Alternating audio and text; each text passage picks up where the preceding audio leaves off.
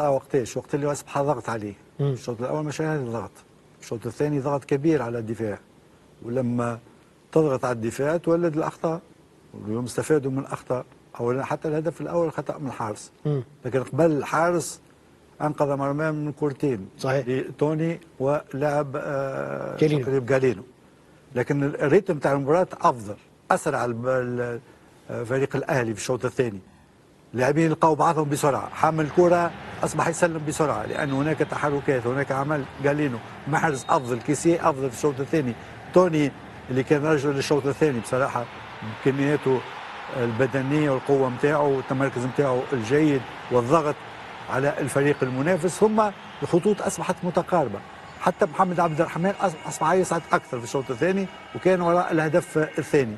ولهذا بالنسبه لي انا تغير كليا الفريق في الشوط الثاني تكتيكيا، خطوط متقاربه، ضغط كبير على فريق الحزم، ما خلاش الحزم يخرج بالكره عكس الشوط الاول اللي لقاه الحزم باش يخرج بالكره ويمشي ليوصل الى 16 متر. لكن في الشوط الثاني شوفوا توني، شوفوا ترويض ممتاز، والحارس كان خرج في الوقت المناسب. لكن الترويض مو سهل، ترويض نتاع لاعب كبير، لان الترويض الموجه هو يكمل لك الفكره. لو الترويض ما نجحش الفكره معناتها تخسرها الفكره، وما صعب انك معناتها تسد على المرمى. اصلا كيف واحد يخلي توني في هذا المكان لحاله؟ صحيح. شوفوا لان توني وين موجود، يعني تقول لماذا موجود في المكان هذاك؟ هذا هو يشم رائحه الاهداف، يعرف 16 متر، حافظ 16 متر وحافظ زملائه، حافظ. شوفوا هو اللي يفتك الكوره، هو اللي يفتك الكوره، هو اللي يمشي، هو اللي بعد الدقيقه 50. وهذه قوة الفريق، هذه قوة فريق الأهلي لما تملك الأسلحة. أنا أعتقد أن لما تتكلم ليش بعد دقيقة 50، أنا أعتقد أنه مباراة بالنسبة للأهلي الأهم فيها أنه حصل على 3 نقاط. هل هي مباراة جيد بالنسبة للفريق؟ لكن أيضا كانت فرصة هدف، يعني ما كانت مثالية بشكل كبير، كان فيها ضياع فرص. الشوط الأول ما كان جيد بشكل كبير، لكن هذه قوة الفريق لما يكون عندك تنوع على مستوى الأسلحة. هذا التمرير اللي تكلم عنها ابو فهد، تمرير ايفان توني بالتاكيد تحسب له، لكن هو تعامل ايضا الحزم. بقدر ما اننا نتكلم عن الاهلي ونلاحظ ايفان توني كيف طلب اللعب بسرعه قبل تنظيم فريق الحزم.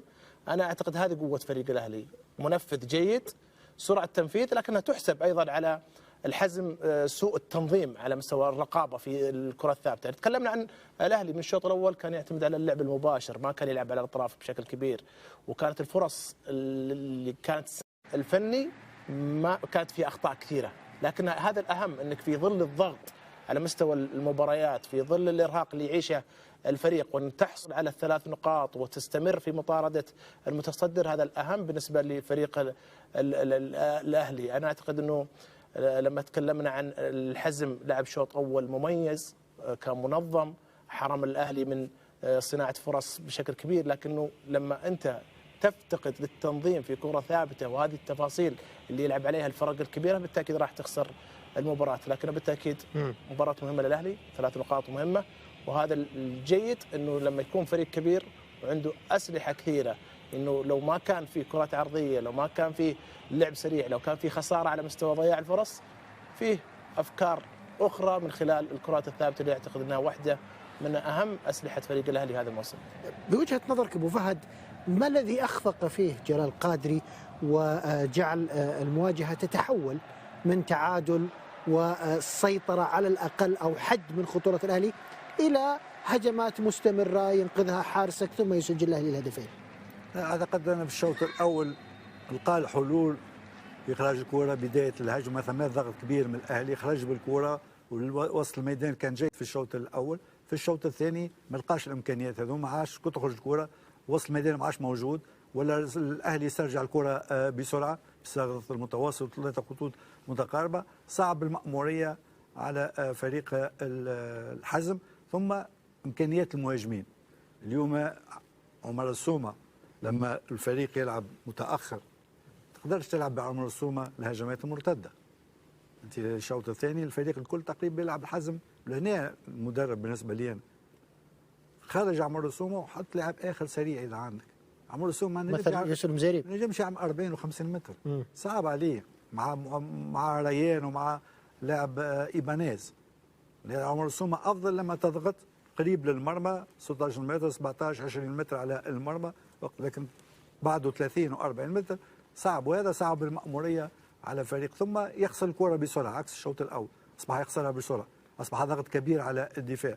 وقوة الأهلي، وأنا بالنسبة لي أنا هذه شيء مش عارف، يا إما عندهم طاقم فني مميز في الأهلي، خصوصا عنده قلق مدربين بتاع اللياقة البدنية، لأن دائما في الشوط الثاني يعمل فارق بدنيا، تحسوا بدنيا افضل من الفرق الكل في الشوط الثاني اللي يلعب ضدهم الكل، سواء الكبار او الصغار. تحسوا بدنيا يلعب 90 دقيقه واكثر من 90 دقيقه، تحس اللاعبين يلعبوا في رتم عالي، تحس ان اللاعبين كانوا ما لعبوش الشوط الاول، وهذا مكسب كبير. يقال انه عنده طاقم فني مميز. طب الطاقم الفني هذا ما يشتغل شويه على صالح؟ صالح تعرف المدرب يشتغل على صالح، لكن هو عنده له مجموعه بتاع 25 لاعب. أنا ممكن أعطيك كثير من الفرص، لكن أنت لازم تصلح نفسك. طيب لما أنا مدرب نشوفك أنت تصلح في نفسك وقاعد تشتغل أساعدك، نعطيك نساعدك، ولهذا لازم هو يصلح نفسه. تخل صالح مرة تمريرة ممتازة، لكن تحسه مازال لازم لما يدخل يعطي أكثر. أنت تلعب 15 دقيقة، أنت صحيح في 15 دقيقة لازم تلمس أكثر من كرة من اللاعب، كل أجريسيف أكثر، وري للمدرب أنك أنت تحب تلعب وتحب صدق أبو فهد، والله أنا أشعر كذا. أنا ما أتكلم عن صالح، أحب اللاعب هذا لأنه إمكانياته كبيرة، أنا ما أتكلم عن صالح، لكن أتكلم عن مجموعة من اللاعبين السعوديين. أشعر أنهم مو مستوعبين أنه إحنا ورانا كأس عالم. في بعض اللاعبين السعوديين لا تشعر أنه جالس يقاتل على فرصة عشان رينارد ياخذه لمنتخب ويلعب كأس عالم. هذا اللي أنا أشعر. لكن اسمح لي أروح وقد أكون غلطان، وإن شاء الله أني أكون غلطان، إن شاء الله تكون أروح لخالد العرافة مباشرة بجانب فابيو. قبل المونديال 2026 الجزائري خط وسط. قبل مونديال 2026 الجزائري هشام بوداوي محاصر في فريق نيس الفرنسي. عاد هشام بوداوي إلى المنافسة مع نادي نيس الفرنسي منهيا فترة غيابه بعد غياب طويل عن الملاعب، وذلك عقب عودته من المغرب، حيث شارك مع المنتخب الجزائري بنهائيات كأس الأمم أفريقية 2025. وشارك لاعب خط وسط في الدقائق 20 الأخيرة من مباراة فريقه أمام بريست التي أقيمت يوم الأحد على ملعب الألينز ريفي، وانتهت بالتعادل الإيجابي 2-2 ضمن منافسات الدوري الفرنسي. وكان الدولي الجزائري يعول على فترة الانتقالات الشتوية من أجل فتح صفحة جديدة في مسيرته الاحترافية، مدفوعا برغبة في خوض تجربة مختلفة. غير أن المعطيات الحالية تشير إلى أنه قد يضطر إلى المواصلة مع فريقه نيس على ساحل كوت دوزوت في سيناريو لا يتماشى مع تطلعاته. وأبدى نادي جالاتاساراي التركي اهتماما رسميا بخدمات بوداوي خلال عرض إعارة لمدة 6 أشهر، مرافقا بخيارية شراء قدرة قيمته بنحو 15 مليون أورو. غير أن المفاوضات لم تصل إلى اتفاق مع إدارة نيس، ما دفع النادي التركي للانسحاب من الصفقة. وذكرت تقارير صحفية محلية أن إدارة نادي جالاتاساراي حولت اهتماماتها إلى خيار آخر يتمثل في الفرنسي سونجو ماغاسا، لاعب في عمره 22 سنة، لاعب نادي ويست هام الإنجليزي في ملف بات قريبا من الحسم. مع إغلاق سوق الانتقالات في الدوريات الأوروبية الكبرى، تقلصت خيارات اللاعب بشكل واضح، ولم يعد أمامه سوى فرصة محدودة في بعض البطولات الأخرى من دون تسجيل أي تحركات ملموسة حتى الآن عقب فشل المفاوضات مع نادي جالاتاساراي التركي. وتشير المعطيات الحالية إلى أن بقاء هشام بوداوي مع نادي نيس خلال الفترة المقبلة يظل السيناريو الأرجح، رغم عدم توافق مع رغبة اللاعب في الرحيل خلال الميركاتو الشتوي. ويأتي ذلك في ظل قرار نجم الخضر بتغيير وكيل أعماله للمرة الثانية خلال أقل من عام، بعد أن أنهى تعاونه مع وكالة أشيسي أوم سبورت من دمجت ومقرها دبي، قبل أن يتعاقد مع وكالة كلاسيكو لإدارة الرياضة التي تشرف على إدارة مسيرين عدد من اللاعبين من بينهم الدولي الجزائري بدر الدين بوعناني.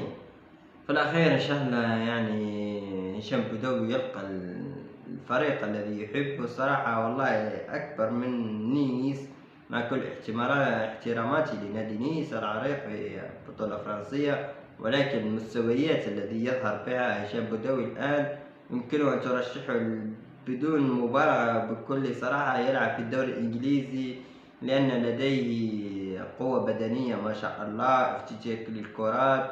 والله الصراحة يستاهل فريق أكبر من نيس. في الأخير إن شاء الله ينتقل في الانتقالات الصيفية إلى نادي أكبر من نادي نيس. والتوفيق لهشام بوداوي. إذا عجبكم هذا الفيديو ما تنسونوش تدعمونا بالاشتراك واللايك وتفعيل زر الجرس ليصلكم مع مزيد من 3 فيديوهات. السلام عليكم.